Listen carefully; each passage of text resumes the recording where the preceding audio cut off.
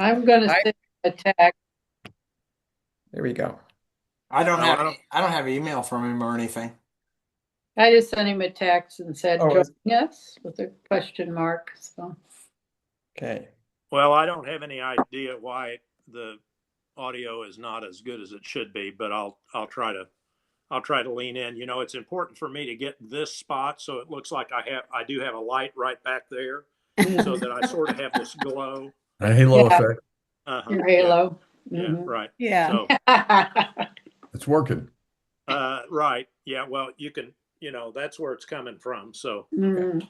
I guess if I did that a little bit more, it would be more pronounced. But Oh, we need to worry about that. Okay, so Warm Springs. Mahoney, you correct me here if I say anything wrong, since we've had a week to plan out our commentary. I'm just going to stipulate that I agree to everything you say. Okay. Well, it was an HBO, made for TV movie. Actually, quite successful from the standpoint of awards. When they're made for TV, they don't tell you how much they made on it because they just sold it to HBO, and we don't know how much it cost to be made. One of the points I made last Monday, when the rest of you were erroneously absent, was that a good bit of this was actually filmed in Warm Springs. Warm Springs used to be called Bullockville. Warm Springs is still a state rehabilitation hospital. I didn't learn what all kinds of rehabilitation they do there today, but obviously it is of some long standing, since he went there in let's see, 24. Before. So it's been a rehabilitation center for a very long time, as you can obviously tell. Whenever he first found out about it, it was pretty run down, and there's a scene in the movie where Louis Howe, who was his long time political advisor, and Eleanor went there, and they found a really ramshackle kind of place. And there were probably more than one time specifically in the movie where he thought about leaving, but he obviously got convinced that even though it probably wasn't going to improve his health, which obviously it didn't, maybe I suppose it's possible that it kept it from getting worse. But I think there's an awful lot of the movie that talks about how other people benefited, and it's a little bit like Gary knows this.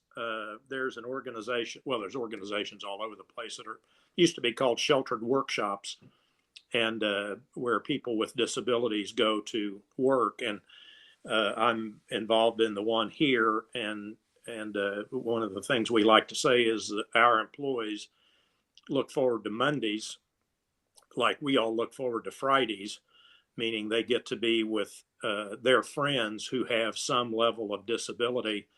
And I think that's sort of the essence of Warm Springs. He brought people together who were coping with the same kinds of disability, and we all, maybe Jeff Arthur not so much, but most of the rest of us grew up in a time when polio was pretty bad sentence if you got it. And I'm sure we all remember, at least when I got my polio vaccine, it was a sugar cube of some ilk. Maybe I don't know how they give polio vaccines anymore. I don't remember what my daughter got, but anyway, a really good movie. Interesting little factoid: the automobile that they had in the film was the actual automobile that had been modified to allow him to drive with no with paralysis.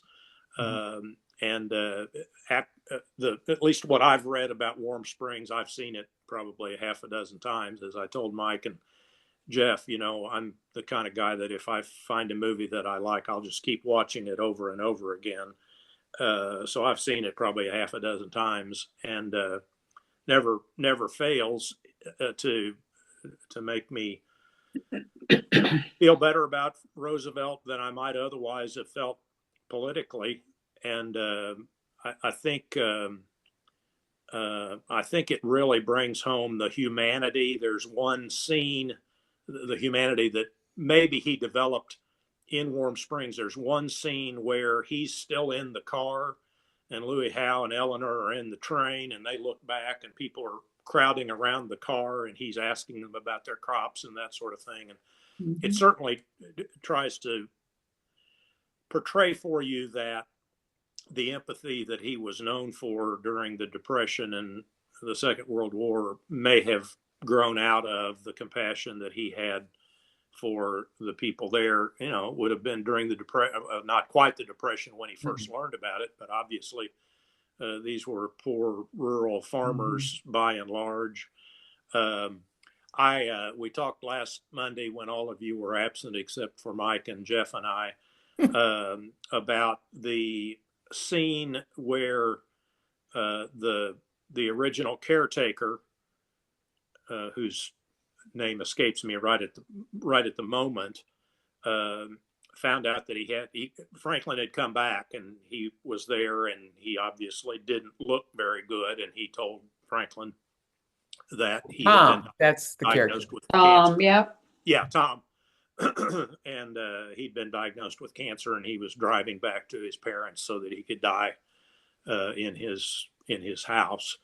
And it really presented a picture, at least to me, of the humanity of Franklin Roosevelt. Some really big stars in this movie. Kenneth Branagh is quite an accomplished actor. We were talking about, I don't remember what Mike or Jeff talked about. He's Scottish, English, or Irish. He's Irish.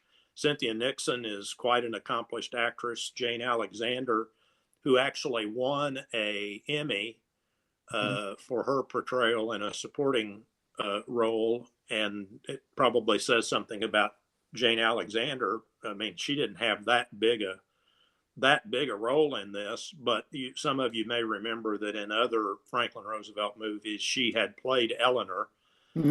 So interesting casting to bring her back into that. I thought Tom's character I really liked that actor.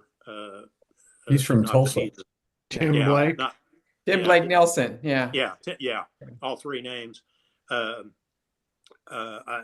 think he's a really, really fine character actor. And the gentleman who played Louis Howe, all of us have seen him in lots of character roles. And so for an made-for-TV HBO movie, it was really, I thought, quite a successful ensemble.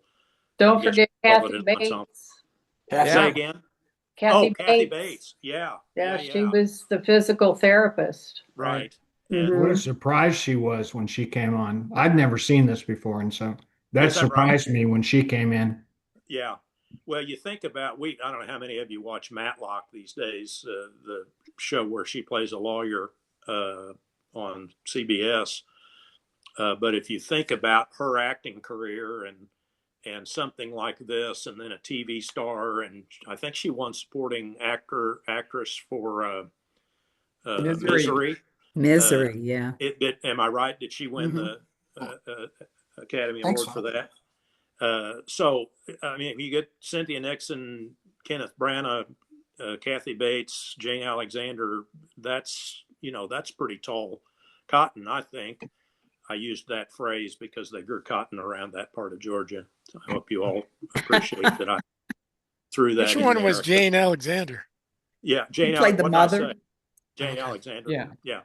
And I think her portrayal, I mean, everything you read about Franklin Roosevelt is that his mother was quite controlling, and you recall the conversation with Cynthia Nixon, Eleanor, and his mother whenever she came back and said he wants to buy this place and use his trust fund, and she was opposed to that, and Eleanor kind of stood up to her mother-in-law, which she probably didn't do. I would guess she didn't do easily.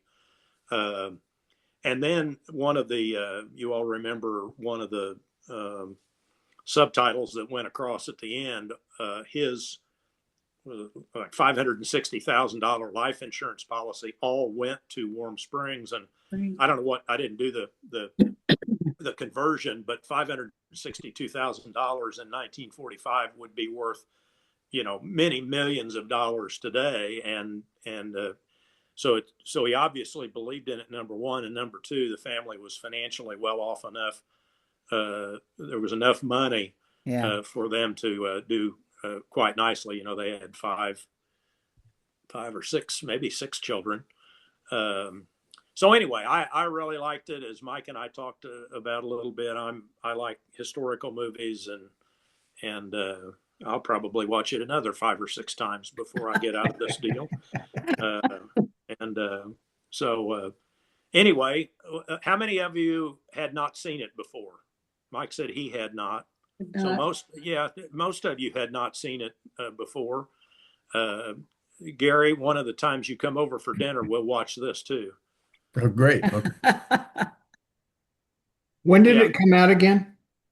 2005. 2005, yeah. Yeah. Okay. Yeah. Well, I was glad I watched it because I don't think I had the time frame right on when he was stricken by polio. I thought it occurred after he was in the White House. I didn't know. 21, I think, Gary, was when that. Yeah, 1921. Yeah. So it was a good history lesson for me. Yeah.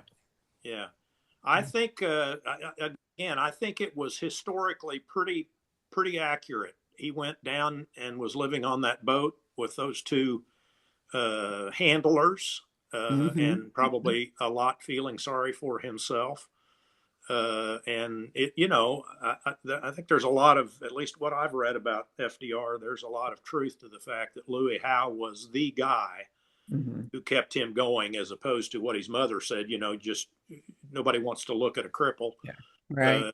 Go live in a corner of the home in Hyde Park. And Louis Howe just kept hounding him. And so. Well, and then he kept hounding Eleanor, and probably was a big part of making her well known and successful. Yeah, exactly. And of course, she became, in her own right, quite an important partner. After Lucy Mercer, they were more of a political partnership than a marriage.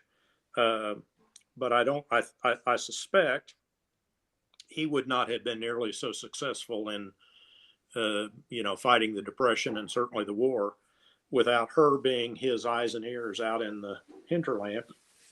And John, I thought his affair went on much longer than they showed it. Yeah, it did, Mike. Yeah. It started, there were letters that were found, and there was at least a period of time when he was in the White House where, at least publicly, that he had said, I won't do this anymore.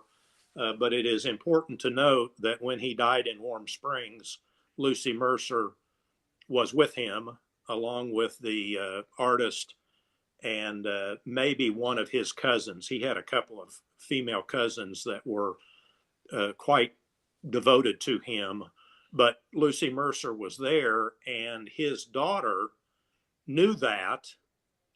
And then later, not very much later, Eleanor found out that her daughter knew that the affair had been rekindled, and they had a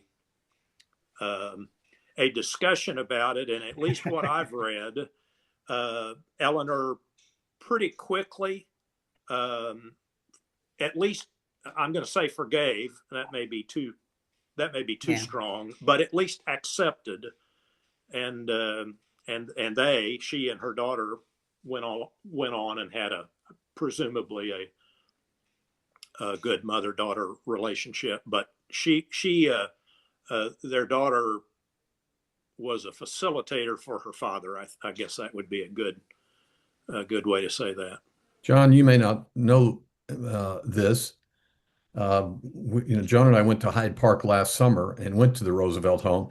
And I think some of the scenes in the home, either they did a great job of replicating the living room and the house, but there's a house nearby that Eleanor had, like a separate house.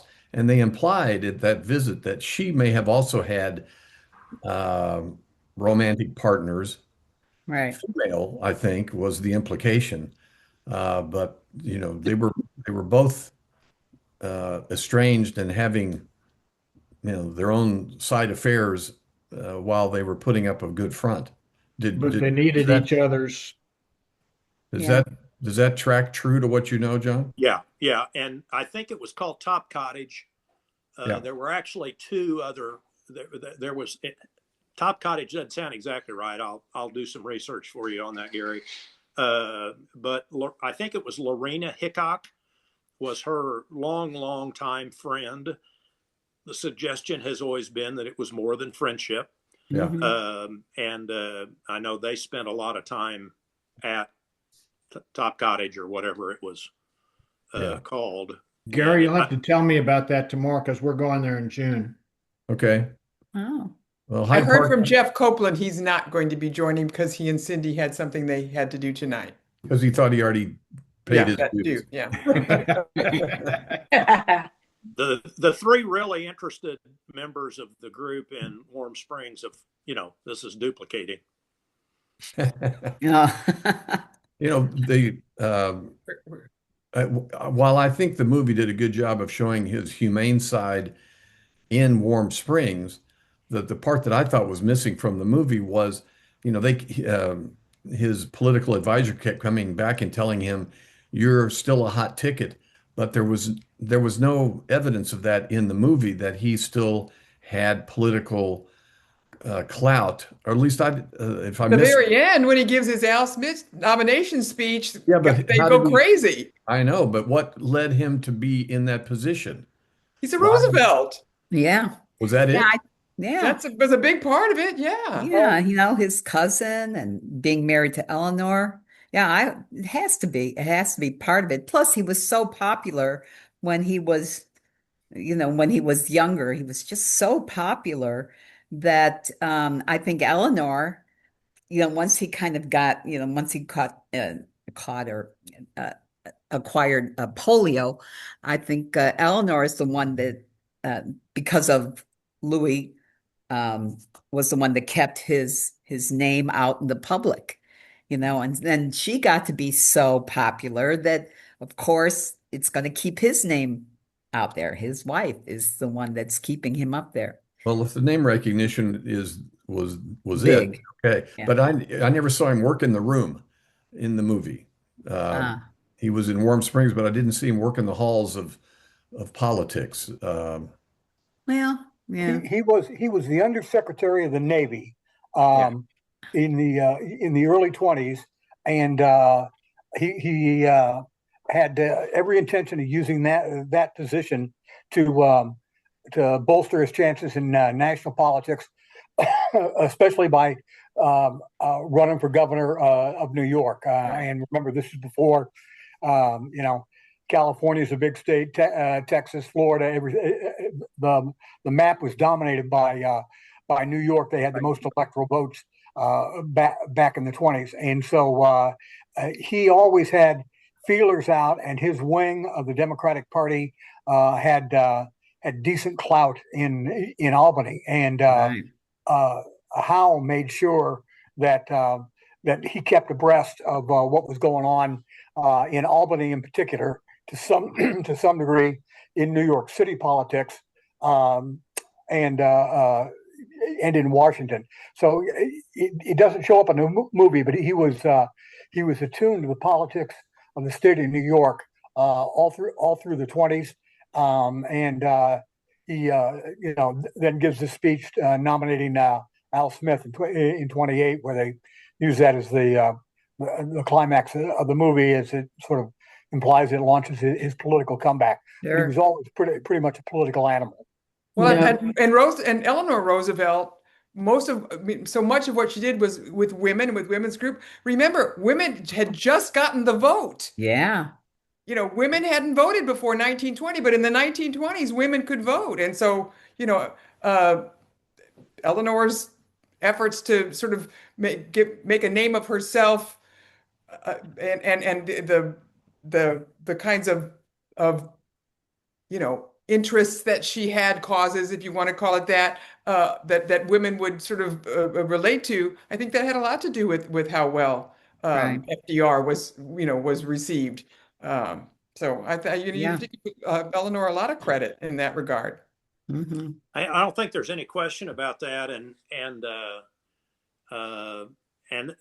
he chose the exact same path as his fifth or sixth cousin, Theodore Roosevelt, Right. because Theodore Roosevelt had gone to law school, had been in the state legislature for 1 or 2 terms. He was Assistant Secretary of the Navy. He was governor of New York. Mhm. And the only difference was he was vice president when McKinley died. But other than that, it was, and of course, Roosevelt was a candidate for vice president. So, Right. Yeah. With Cox. if that hadn't, if Harding hadn't won, let's see, Harding, he would have followed the exact path. And so anyway, there was, even though Theodore was a Republican and FDR obviously not, they probably politically weren't all that different. I mean, Theodore Roosevelt was a very progressive Republican. Yeah. So did Franklin back Roosevelt? to the movie. Yeah. Did Franklin come after? Could we Harding? talk about the movie? Yeah. Well, just one thing is the Tammany Hall politicians in New York ran Teddy Roosevelt for vice president with McKinley to get him out of New York politics, and they thought that they were parking his career in a dead end job being the vice president. And then McKinley gets shot, and all of a sudden Teddy is the president of the United States, and the worst fears of the Tammany Hall crowd that this progressive Republican could upset their apple cart came to being. Anyway, okay, back to the movie. Anyway, Back to the Karen, movie. my point was, it was about the movie where what was happening in Albany or in the governor's mansion or secretary of the defense. There weren't any scenes from that part of his life, which I thought was a gap in the movie. Yeah, but the movie was more about Warm Springs than it was. Yeah. Right. Even his political. I know, but at the climax of the movie, he's welcomed into this huge convention as a hero, and there's no building blocks up to why he was so popular politically in the movie. I mean, you see why he was popular as a man of humanity, but not necessarily as a political animal. That was my point. Well, I enjoyed that part of it. The people who made the movie, Gary, didn't have the arc wasn't complete. Well, there's pretty big arc though. I enjoyed that it didn't go into the war years and Yeah. on beyond, 2 or 3 little screen jabs about what he went on to do and this and that. I appreciated that it was just Warm Springs. Yeah. Yeah. Mhm. I did too. There were some offshoots to show that he was a political figure. But Mhm. Yeah, And I think you do see a change in Roosevelt. Oh. Up to a point, he's very selfish Yeah. about Yes. what this is going to do for him, how he's going to walk again, how this, and when he goes to that graduation and he can't think of what to say, and he sees all these people, and he's sort of whining to Tom in the car in the back, and Tom says, your legs are the least of their worries. Their worries. Yeah, that I thought was sort of like, that was a little bit of an eye opener. But then when he's at the train station and he sees Fred, the boy in the baggage car, that's when you see sort of the click of his humanity. light comes on. Right. Where that selfishness is put to the back burner, and I thought that was very well Don't you done. think that all that before came from his mother?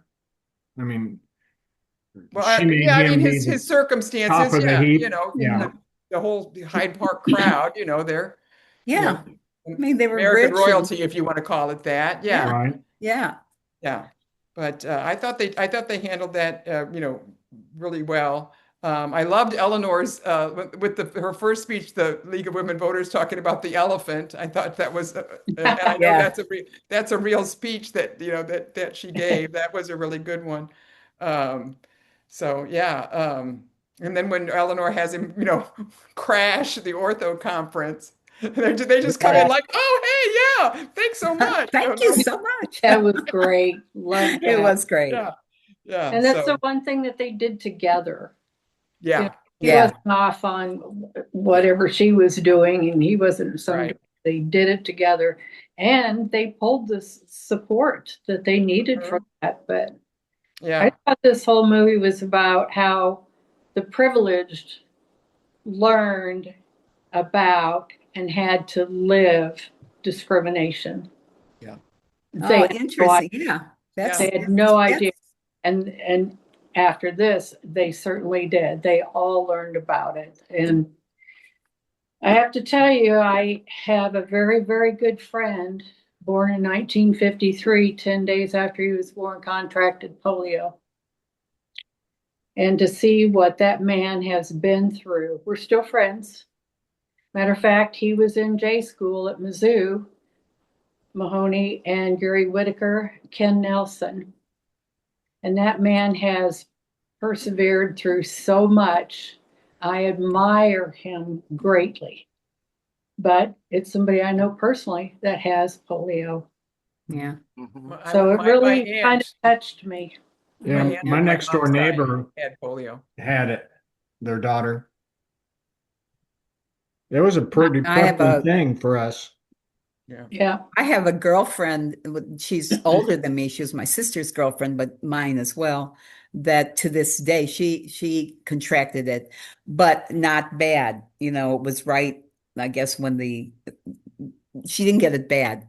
But to this day, we will be walking and her leg will just give out, and it's just because of polio. Yeah. So it affected. There were so many people that were affected back then. It was amazing. But do you think FDR was kind of like the beginnings of ADA in our government, for disabled people? You think? No, happened until the 90s. I don't think so. I mean, they did. They took a lot of time to show him over somebody's shoulders going upstairs and things like that. But I mean, I know he precedes ADA by 40 years, but 50. Probably gave it there were guys like Bob Dole and Daniel Inouye, who was a senator from Hawaii that got his arm all shut up during World War II, that were really the founding fathers of modern ADA.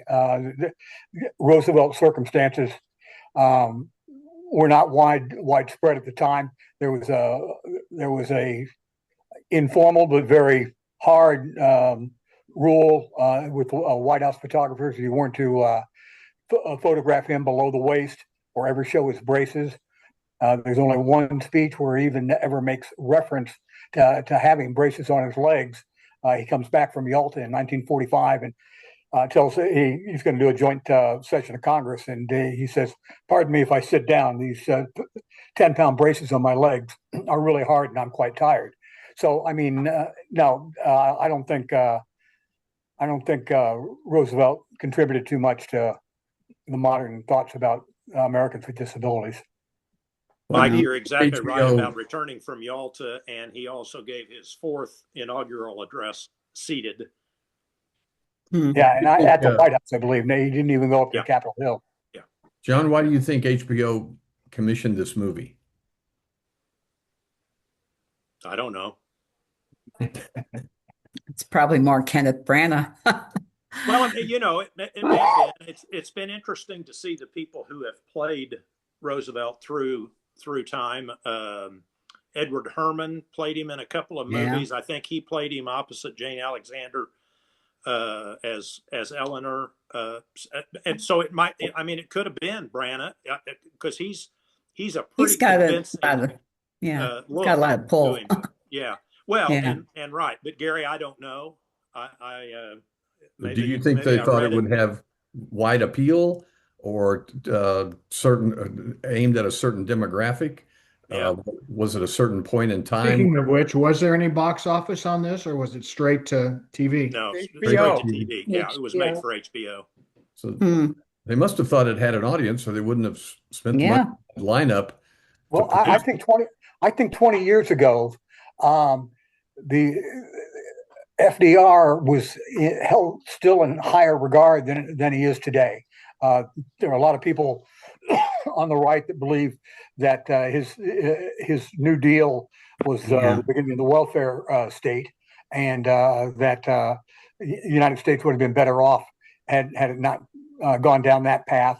And Truman, Eisenhower, JFK, certainly LBJ, and even Nixon expanded on it. So I think 20 years ago, FDR's opinion among the public was a lot softer than it might be today. And the other thing is, it's a pretty compelling story. Well, it's a It very is. sympathetic story. It Very- has nothing to do with the New Deal. It has to do with his, condition and efforts to, fight Yeah. off polio and help others. Yeah, but you were saying why then? And I Yeah. think part of it was because his appeal to people was broader, and his reputation was stronger then than it is 20 years down the road. Or did they think his popularity was waning and this was a sympathetic take to sort of rebuild his reputation? I have no idea. Just I don't know. curious Possibly. subject. Yeah, I'm just thumbing through, Gary, the wiki about it, and I don't even see any conversation about the basis for its being made. Okay. Well, John, I really liked it. I had never seen it before, and I took my cue from you. I watched it actually about, I don't know, when you first told us about it.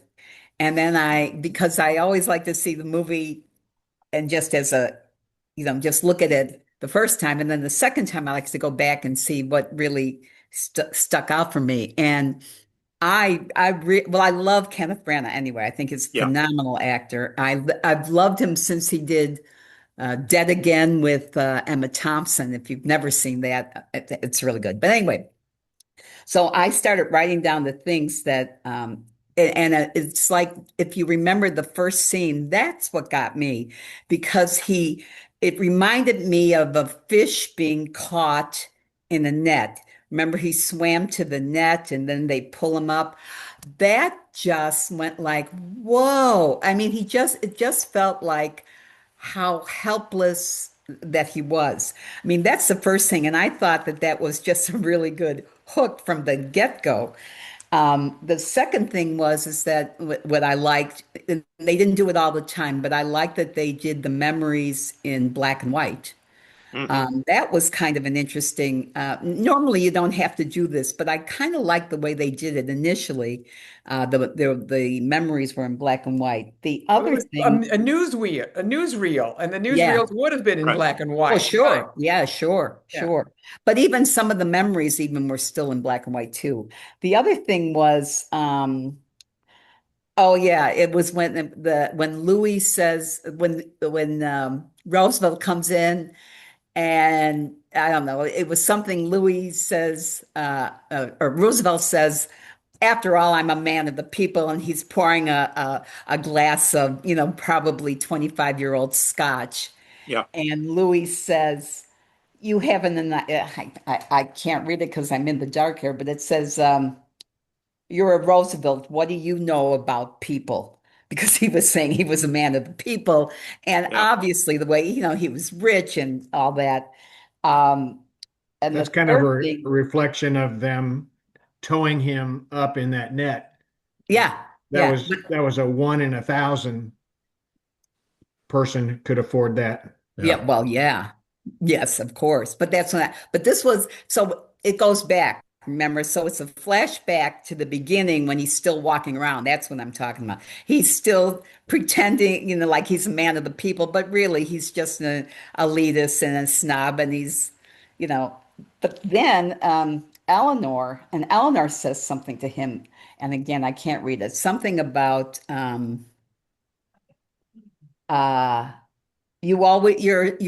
basically she says he's superficial and he never looks underneath. God, I wish I could turn on the light down. Anyway, Eleanor said, I just thought there were so many things in the whole movie that was, just, really good. The setting, I mean, Warm Springs was a character in itself because it was a symbol and a character. And I mean, you could see him changing the more he was obviously at Warm Springs. So it was really, it was such a good character study. I think I wrote down, what did I say? I can't read. Pay your bill, pay your electric bill. Yeah, I know. I should just turn a light on for it. It was light when I started. Now, anyway, it was just so well character driven, that and everything about it. I just really liked it. And I also didn't know that, like you, Gary, I didn't know that he had contracted polio prior to being in the. I guess I kind of knew that it was before he was in the White House, but I never, ever thought about it, basically. So this was eye-opening for me too, that that that this was this complete change in who he was based on contracting it, getting around real people, recognizing the disabilities and people, other people, and becoming the kind of man that he became. That he. So without all this happening, does he become the person he becomes? I believe so. I mean, based on the movie. I mean, he was ramping up for success before this happened. Yeah. You're saying would he have been the same kind of president without the polio? Yeah, would he have been president? Well, he might have been president, but he'd have been a more Yeah. royal president. He'd have been a two-termer. An Yeah, improved president. probably. Yeah. I think But I another think big trying theme, to- another big theme in this movie is about segregation. You Yeah. see it in the residents, I guess you'd say, where the people that had polio had to eat separately, had to Right. swim separately, but then you also saw it at this train station. You see the drinking fountains, white black, white, color, and black, and then yeah. inside, in the I guess waiting rooms there was white and colored, and so I think that there was sort of this sort of this theme of segregation that ran through the whole or a big part of the film as well. Yeah, Georgia. Yeah.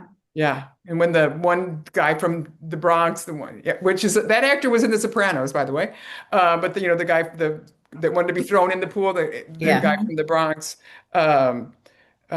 goes to shake the hand of one of the African American, the young guys. Yes. And first he was the African American guy was like, what? What's this? White people don't shake hands with us, and it's sort of Right. like, yeah. So.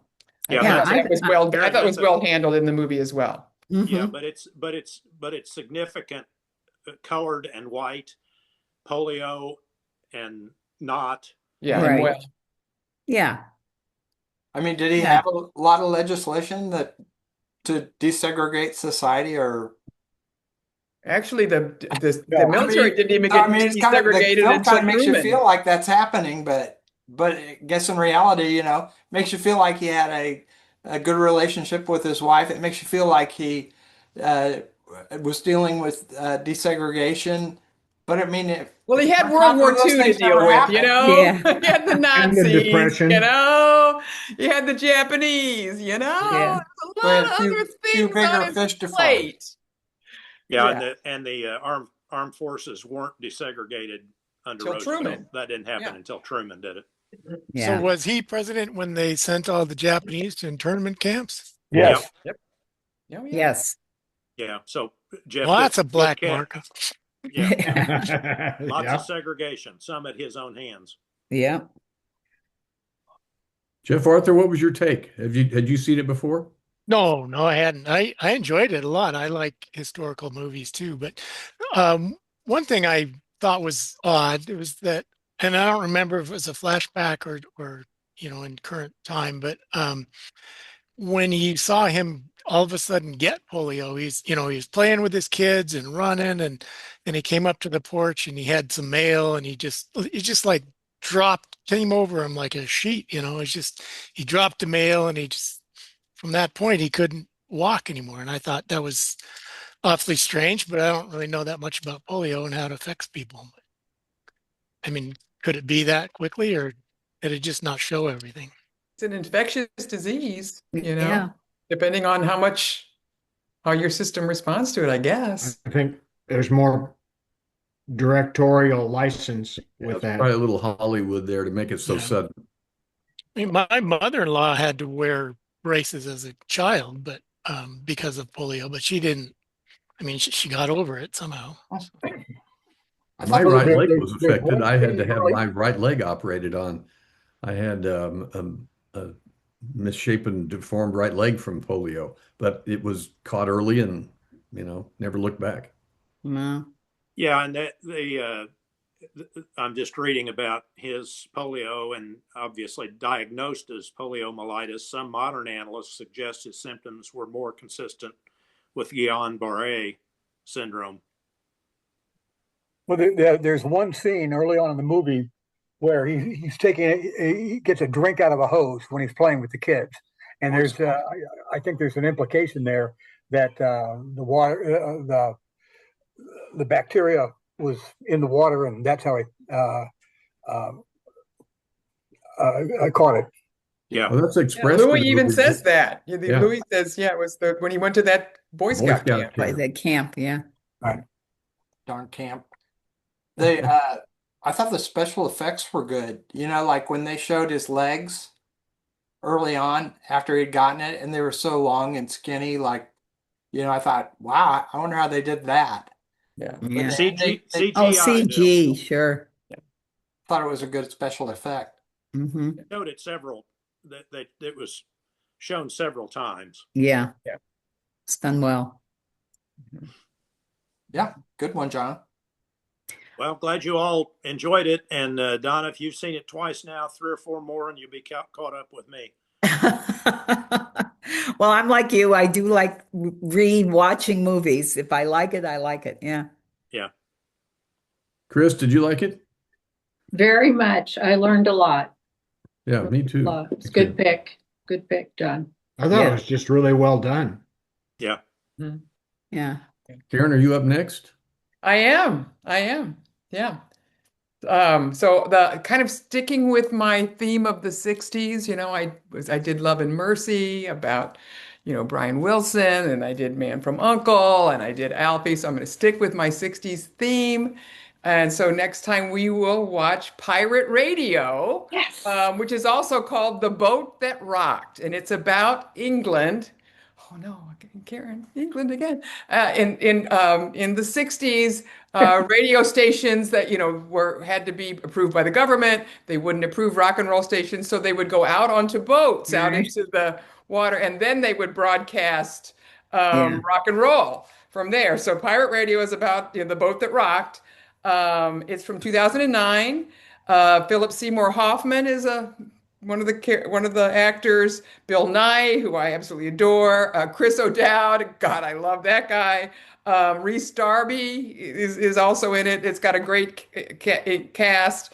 You can see it on Hulu, HBO Max, or Cinemax, or you can rent it from, like everything else, you can rent it from Amazon. Pirate Radio. And All right. Kenneth Branagh is in it. Is that Yes, right? he's one of the people that want to end it. Yes, end the boats off of the coast. Yeah, he's a bureaucrat. Broadcasting rock and roll. The soundtrack is really fun, and the fact that because they live on the boat, and then there all these other little boats would come out and visit them. So there's a lot of fun. There's a lot of fun to it. It's a good story though too. I think if you haven't seen it before, I think you'll like it. I've seen it before. I love Philip Seymour Hoffman. I don't think there's a single thing he ever made that I haven't seen. He was great in Capote. He was Doubt. the talented Mr. Ripley. He was amazing in that.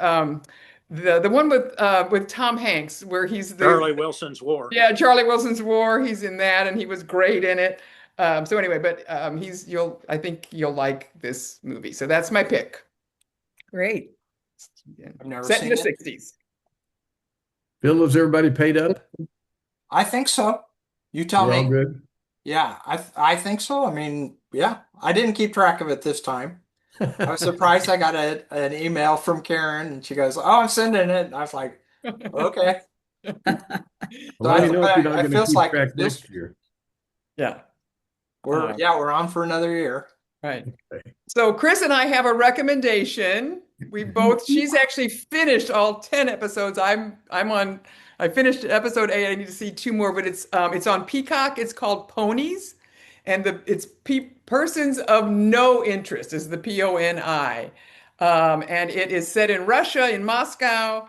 It is a kind of a spy thriller. There's lots of twists and turns. Emilia Clarke, who you might remember from Game of Thrones and some other things, she's in it. But a lot of the actors, you'll just say, "Oh gosh, I think I recognize that face," but there's not a lot of big name actors. But she and another woman, they're wives of what are at that point are diplomats, but they're really spies in Moscow. Their husbands get killed, they get sent home, and then they decide, no, we're going to go back and figure out what happened to our husbands. So that's kind of how it gets started. And it's called Ponies, and it's on Peacock. Peacock, yeah. It's Yeah. very good. Very good. Co-sponsored. It's co-sponsored by you and Chris. Did you Yes. say? How did that It's work? a recommendation. When you put it in, the notes, it'll be Karen and Chris recommend Ponies. Oh, you don't need my name in there, but it's great. Bill, have you seen any? Really good. Bill, you're usually good at theatrical releases. You see anything worth paying for? I did see that Project Hail Mary. You Oh, know, is that good? it's good. I mean, if you like the science fiction anyway, you know, I suppose if you're not a big fan of science fiction, you'd think it was pretty long and unbelievable, but I liked it. Joan liked it because it had 2.5 hours of Ryan Gosling in it. Yes. I've been rewatching Ted Lasso. Went back to the very first season, very first one, because there's a new release in August.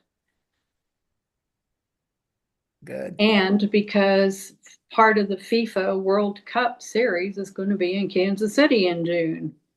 Well, and So they I filmed thought- some of it in Kansas City, I believe. They did. They did. They were seen all around the plaza and some other parts of town, and probably in Bill, didn't Right. Patty find herself like at some point at some place where they were filming? Yeah. She might have. I think she I mean, did. I remember when they were Yeah. here. I don't really keep track of her, you know. Oh, okay. Well played. Well, tell her I asked after her. Okay. Okay, I will. Yeah.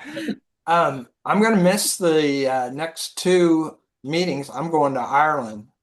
Oh, Awesome. Right. Good for you. Yeah, we're leaving Nice. like the 17th of April. Get back May 9th. Great, So good for you. I get to do the May 11th one or whatever. Have it you is. been? Have you been? No, I've before? never been. oh, you're going to have a great time. You'll love it. We So Look Jeff up look Parker up gonna Kenneth be our Branagh. Bill. look up. Yeah, He's all the way up in he's all- Belfast. My Yeah. least favorite part of Ireland. Really? Well, Yeah. we've never done a one of those tour things before, but we're gonna get on a bus in Dublin and go all the way around. 2 That's the weeks. best way to do it. Yeah, Good. should be interesting, and we do go to Belfast. So Is Well, I Jeff started- Parker going to take your place to run this thing? I think Jeff, he's the man. Well, I'm gone. He is. Good, Jeff. I hope I don't forget. You're in capable hands. We have your I'll number. send you a reminder. Jeff, can't like anybody just go down and hit the button to say record? I don't think so. I don't know. I don't Haven't know. tried it. I forget. It's been quite I a don't while. see a button. Well, Oh, no, there's a we button. might want to work on that before I go. Oh, see, it says request. You have to be a host. Yeah. Yep. But I have the host key, I think. I show where it says recording, but I don't. Yeah. I think you I have to see be one a that says host. record, but I don't see host. But you can make other people hosts, but you have to be a host. Yeah. Yeah. I think I have the host key unless it's changed. It's a long time ago. Yeah. Well, good. Well, enjoy it, Bill. Yeah. Yeah, Be fine. have a It'll be schloncha. fine. Bill, I sent you some pictures of our visit up there Monday. Yeah. Mike came up for a baseball game with his grandkids And sons. and sons. Yep. And they saw a win. So went to Arthur Bryant's. Can't beat that. Okay, yes, you can. No, you can't. Oh, yes, you can. Oh, no, you can't. Bill met us down there, and the Royals are winning tonight. Yep. Yeah, good. Yeah. And pretty soon we're going to have the last two teams playing basketball. I can't remember. Oh, yeah, that's right. Tonight. Yeah, Then Michigan and UConn Yeah. Yeah, you at can. 8 o'clock. Yep. So in I like theory, Michigan. Michigan should win, but UConn keeps pulling these games out. I know. The Yeah. coach is Yeah. such a ditz, though. He tell says us how you he has feel. nothing but nice things to say about you. And here you go. Oh, are we still recording? Yes, we are. Yes, Mike, we are, by the way. Yeah. All right. He won't be watching. Holy six, you're the salt of the earth, Matson. I'm sure. Matson, I'm are you sure. playing pool with me tomorrow? I'm coming. John's going to count votes. Yeah. All right. Town votes on. I have to be at the polling place at 5 in the morning. Oh, Yeah. Oh my And you're gosh. done at 9 or 10? Well, 7 is when they 7. close, and I'm not a supervisor, so I get Okay. Yeah. Well, thank you for doing that. Yep. welcome. Yeah, thank you. I'm going to go to dinner, guys. all Yeah, right. same Thank here. you. All right. Good See you news. next Thanks week. a Your hair lot. looks great. Bye. See you guys. Bye, See you all. in a few weeks.